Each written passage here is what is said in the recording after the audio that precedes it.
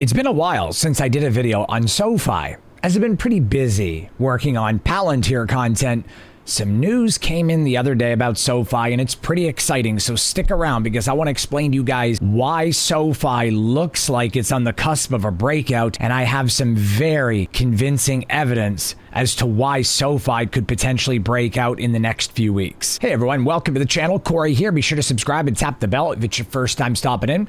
And give me a thumbs up if you're feeling generous, as it greatly helps the channel grow. There is some news that I want to talk about on SoFi, but I want to hit some of the points that I have talked about before, a couple of other points that have come up over the last few days, and then I'm going to hit you guys with the barn burner at the end of this, and the big reason I believe SoFi is going to explode in the coming months. It's hard to predict the exact point. However, like I told my students in Discord, it's impossible to time the bottom, and so for that reason, being under $7 right now is the perfect time to buy SoFi. You know, it's like anything in life. Patience. And not only patience, it's impossible to know when or exactly when. I tell my kids the same thing when they ask me, oh, Dad, can we go do this at this time? Do you think this will work? Can we go here? And they're trying to like plan everything out a week in advance. And I'm like, son, relax. I don't know the exact time or the exact day. I'm working on it right now. Got to figure it out. It's the same thing with the stock market. We have a pretty good idea that a stock is going to go all the way up at a certain point of time, or it's going to go decently in an upward direction, but we don't know exactly when or an exact price. It's something that we have to play by ear, that we have to see the news, we have to see the movement that's happening and have, you know, somewhat of an estimate or a guesstimate. We don't have any exact numbers because if that was the case, we'd all be rich. I already have a 7-figure portfolio. However, I would be a lot better off if I knew where every stock was going to go at every moment in time.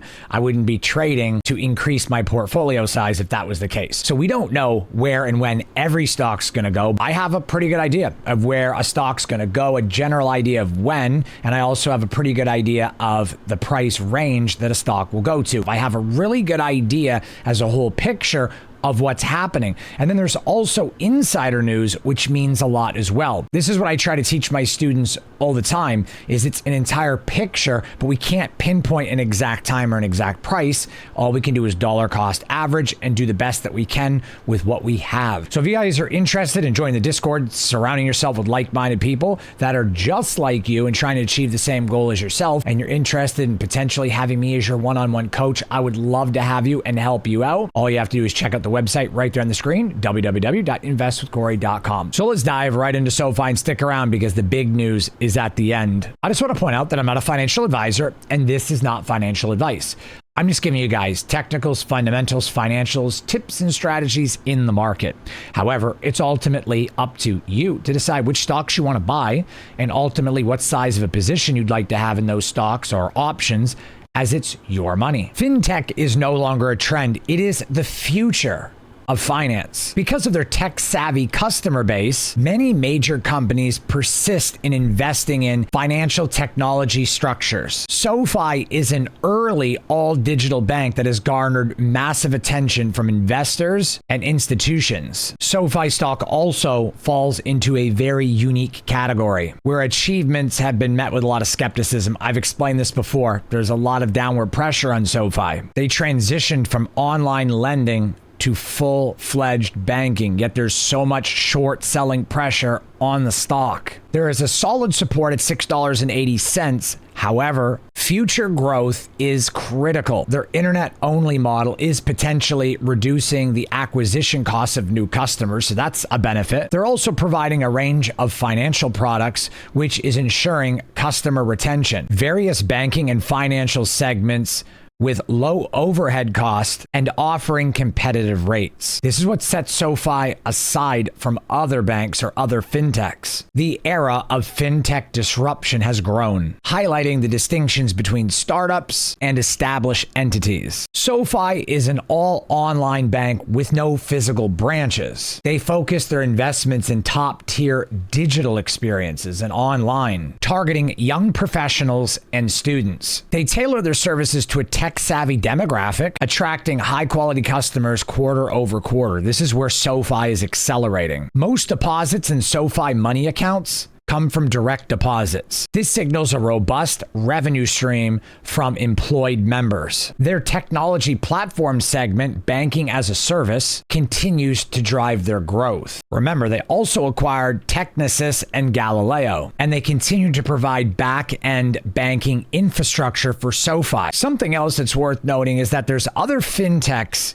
in the space that SoFi continues to provide back-end infrastructure to. So SoFi is the king of fintech banks. The segment's revenue grew 21% to $94 million in Q1, with contribution profit doubling to $30 million. SoFi aims to be the AWS of fintech banks and is projecting a 20% growth for 2024 in its transitional year. If that's the case, what do you think that means for 2025? So it's very possible that analysts and the stock market are undervaluing and underestimating SoFi currently the way things are going. They also labeled 2024 as a transitional year, signaling potential volatility. Despite the decline, the resilient business model and growth stand out, showing its true potential. Management's adept handling of the lending business is challenging the economic conditions. This suggests promising prospects for the non-lending segment through its technology platform. With a price-to-sales ratio of 3, SoFi is a very promising stock if you're patient.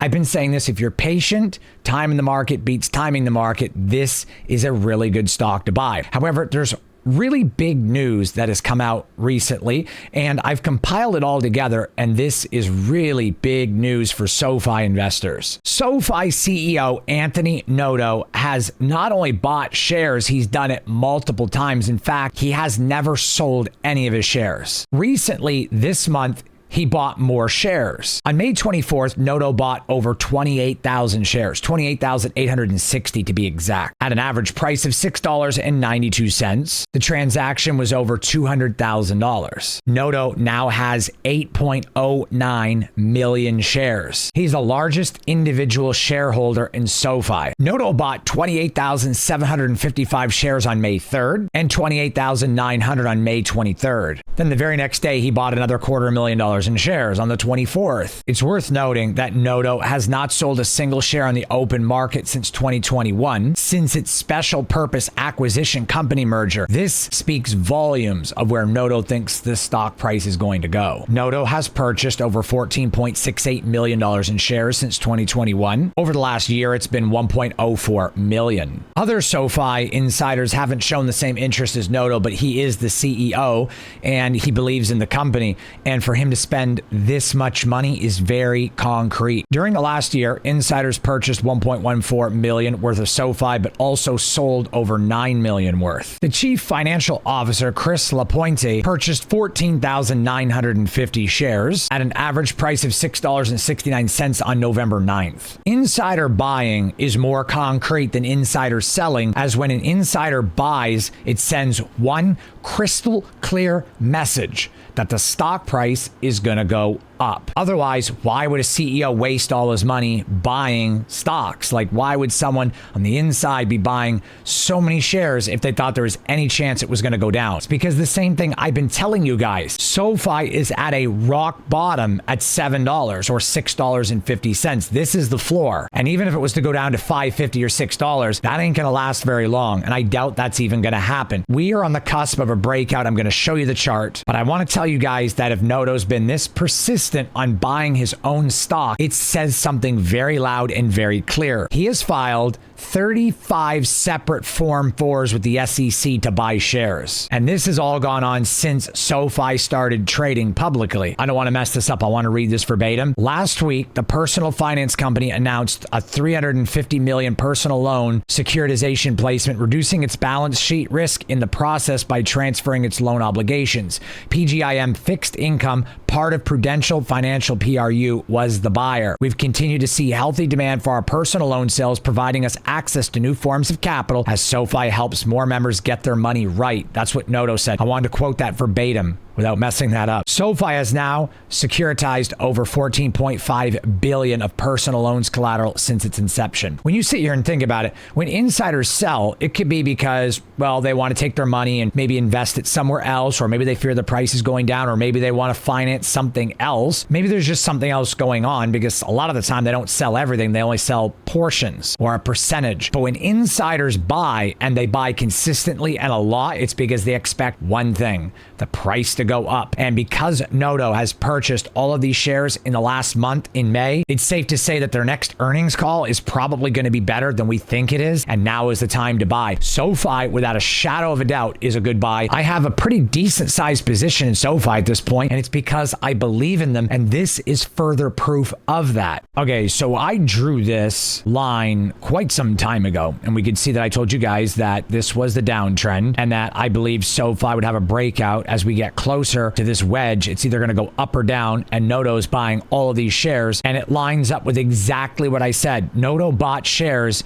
on the 23rd and 24th of May, which is right here, and I drew this line and told you as we get closer to this wedge, there's going to be a breakout or a drop. And I made this video like 3 weeks ago before Noto bought any of these shares. And now it just happens to be the tip of this wedge is either this week or next week. And that means the price is going to start going up, and it's in time for earnings, which is coming up in a month and a half. So this is earnings right here, and the wedge is over here. So it's going to be going up in this direction. We're going to be over here at earnings. I'm telling you guys, this stock is going to move. I recommend selling $7 puts immediately. That's what I would do. In fact, you're going to make decent profit selling $7 puts. Let's go over and take a look at Robinhood, and I'm going to show you guys sell puts to make some money on SoFi. All right, so we're going to go out to this Friday, sell $7 puts, even though the price is below $7. It's $6.97. It's going to end the week above $7. Almost for sure. Let's sell $7 puts. If you guys just want to make premium, then you guys can make $15 to $16 this week per contract on puts. If you want the shares and you want premium, sell the $7.50 put, because this is going to give you a break-even price of $6.98 as long as the stock stays below $7.50. Otherwise, you get to keep the premium and you don't get assigned the stock. And there is a chance it could end up at $7.50 or higher by Friday or the following Friday. So this is the best play, because getting SoFi at $6.80 or $6.90 is already a steal. It's a very undervalued stock, so collecting 52 is amazing. So this is what I would do. 52 to 67, I would sell this for 55 or 57. That's what I would do. Sell it for 57. Collect $57. Your break-even price will be $6.93, which is less than it is right now. So you're basically going to either collect a good amount of premium, or you're going to get assigned the stock at a discount, because as long as SoFi stays where it's at now or any bit higher, then you're in the profit once you get assigned. This is the ultimate play. In fact, I'm probably going to run 10 contracts in my large portfolio just because. I mean, I can collect $570 this week and I'm only putting up $7,000. That's nothing. I'm probably just going to do that. I might even do more than that, because I think right now we're at an ultimate buy. Even if you were to sell 5 contracts, you could collect $285. In worst case, you'd spend $3,465 if you get assigned, but your break-even price is $6.93 and the current stock price is $6.97. This is juicy premium, and you can keep rolling out and down if need be if you decide you don't want the stock. However, this is an aggressive, very aggressive play, because we want the shares, because we know they're going to go up. And the reason why I'm selling a $7.50 put is because this week it's likely to end around $7.20, $7.30 or higher. So if we sell a $7 put, we're not going to get as much premium and we're not going to get assigned. Whereas $7.50, there's a chance we get assigned. If not, we're collecting a mad amount of premium, juicy premium, for free. You see, the CEO understands and knows something that we don't know. And there's a reason why he's buying up all of these shares. A CEO is not going to buy up all of his shares with 35 separate Form 4 filings for no reason. He certainly isn't going to put $15 million into his company if he doesn't believe that the share price is going to go up. Not to mention, he said 2024 is a transitional year, and he is a very incredible CEO. He underpromises and over-delivers, or at least meets the expectation on every earnings call. He has been really good about that with SoFi. And when you pair that with SoFi's growth and the fact that they have a banking charter and they provide back-end infrastructure to other fintech banks, and you couple that with the fact that he is buying a lot of shares aggressively, that tells you pretty much one thing. It's priming and ready to move. So the real question is, when SoFi does move and go parabolic, are you going to be in when it happens? Because I know for sure I will be, and it looks like things are starting to get very interesting with SoFi and the CEO. I appreciate you guys being here. Thank you so much. If you guys enjoyed the video, be sure to subscribe and tap the bell, as it greatly helps the channel, as well as give me a thumbs up if you guys are feeling generous. If you guys want to be a part of the Discord, or you want one-on-one coaching with me and you want to learn everything there is to know about trading, you guys can do so at any time. InvestWithCorey.com right there on the screen or in the information box below. Very limited spots remain. I love helping people, and I would love to have you guys as well, as I thoroughly enjoy teaching people how to better their life. I am so passionate and driven to help others. So we'll see you guys on the next video, but don't be sad. This video's over. I got another one I picked out just for you guys, and it's right here. Click that video. I want to show you guys my portfolio and position in Lyft and how I'm generating ridiculous, juicy premium every single month on Lyft. Take care of yourselves, guys. And remember, till the next video, let's grow our wealth together. Click the video.